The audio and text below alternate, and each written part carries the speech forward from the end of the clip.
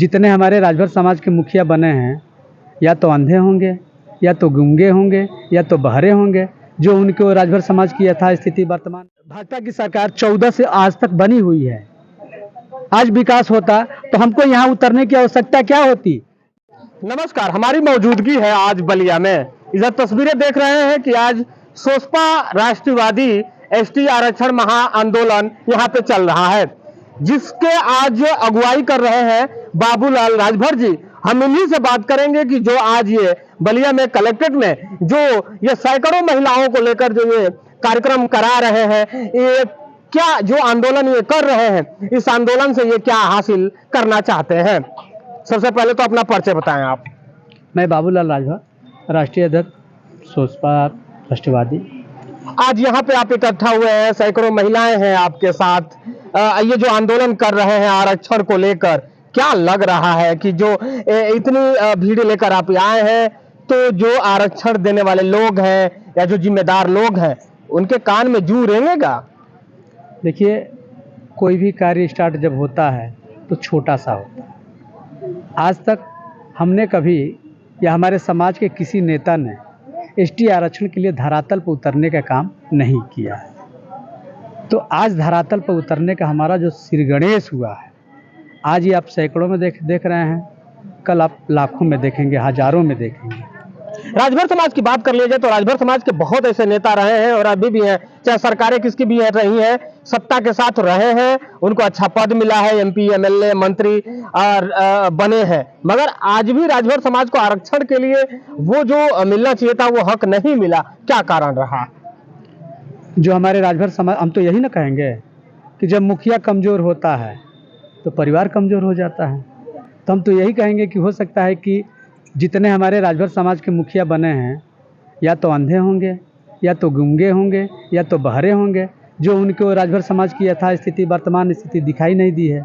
आज जो मैं एक छोटा सा एक राजभर समाज का समाज सेवक होने के नाते, एक छोटी सी पार्टी का राष्ट्रीय अध्यक्ष होने के नाते, हमारा जब दायित्व बनता है, हम कार्य कर रहे हैं। यह कार्य यदि वो किए होते तो आज ये बताइए, गोंड समुदाय को जो हर गांव में 1 घर 2 घर 3 घर 4 घर हैं, जब वो संघर्ष करके ले लिए तो उत्तर 50 गांव उनका, 1 गांव मेरा राजभर का, काहे नहीं मिलेगा? ये संविधान में लिखी हुई बात है। संविधान में लिखा गया है कि जो सबसे कमजोर हैं उनको आरक्षण का लाभ देकर के विकास के मुख्य धारा में जोड़ा जाएगा। ये हम कोई खैरात थोड़े मांग रहे हैं। वो अंधे बारे गूंगे बारे थे, नहीं मांगे। न मैं अंधा हूं, न गूंगा हूं, न बहरा हूं, हम क्यों नहीं मांगेंगे? तो बीजेपी सबका साथ सबका विकास तो कर रही है ना, हर वर्ग को लेकर साथ चल रही है और सबका कहीं ना कहीं तमाम योजना लाकर विकास भी कर रही है, तो राजभर समाज पीछे कहाँ रह जा रहा है? कहाँ किसका विकास हुआ?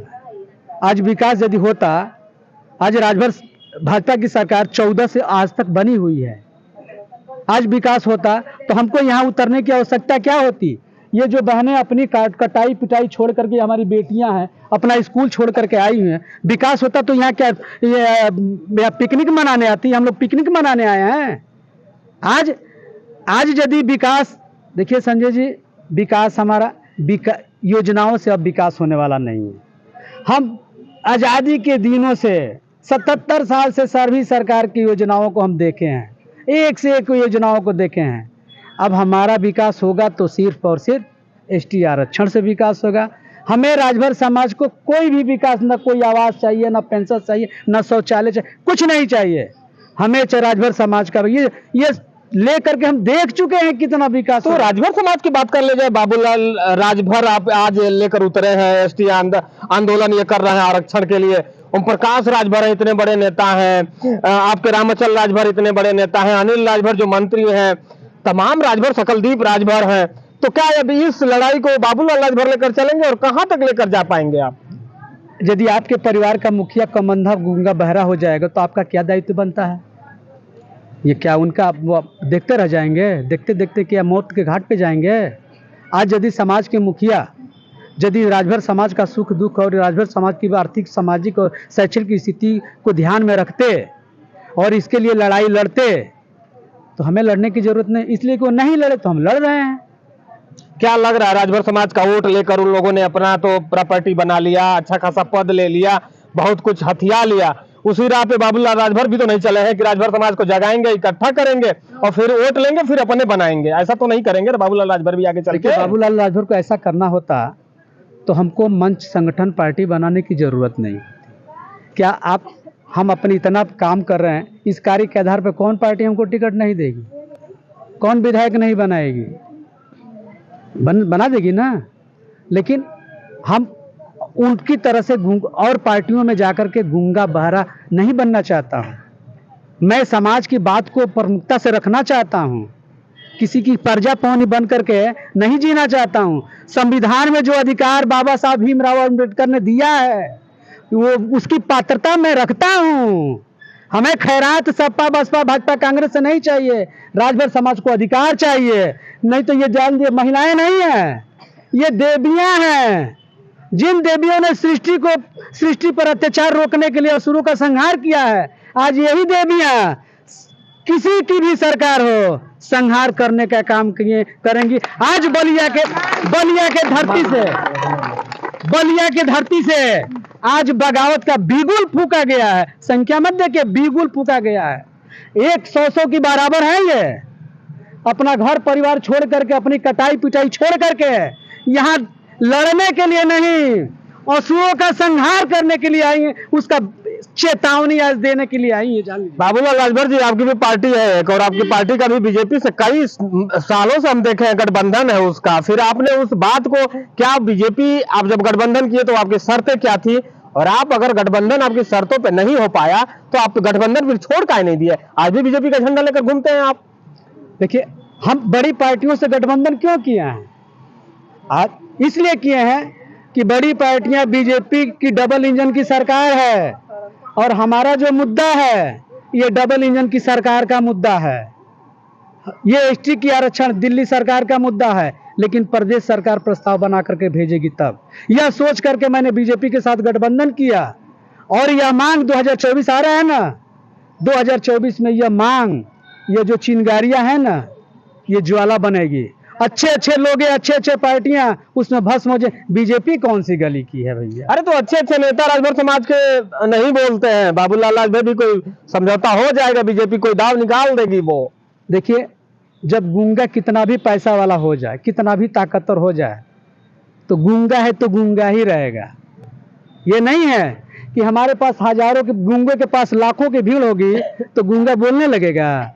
गूंगा गूंगा ही रहेगा। तो आज हमारे समाज के जो भी हैं, मुफ्त में राजभर समाज के नाम पर बहन बेटियों को बीच चौराहे पे खड़ा करके वोट और सपोर्ट लेने का काम किए हैं।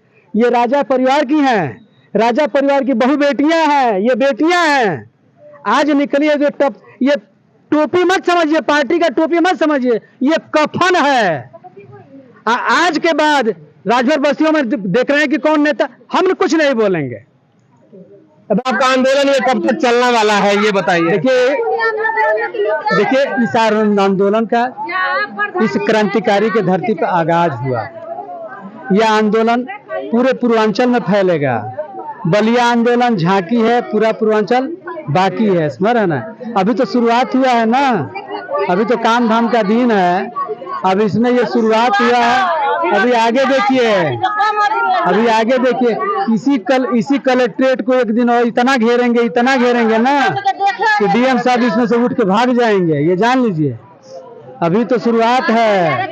ये यहाँ पे मौजूद थे बलिया में सोसपा यानी कि सोशलिस्ट समाज पार्टी के राष्ट्रीय अध्यक्ष बाबूलाल राजभर, और उनका कहना है कि जब तक हमारा आरक्षण हमको अब मिल नहीं जाता तब तक हम ये आंदोलन जारी रखेंगे।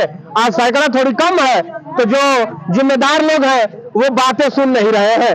ये दावा कर रहे हैं कि आने वाले समय में जब पूरे पूर्वांचल से भीड़ जुट कर आएगी और राजभर समाज जब जागेगा तो अपना हक और अधिकार लेकर रहेगा। मगर अब देखना यह है कि जो सत्ता में रहने वाले लोग हैं, समाज के नेता तो बहुत दिए हैं, क्या आरक्षण भी दे पाते हैं और राजभर समाज अपना हक अधिकार ले पाते हैं? अब हमारे साथ मऊ तक न्यूज के साथ मैं हूं संजय। नमस्कार।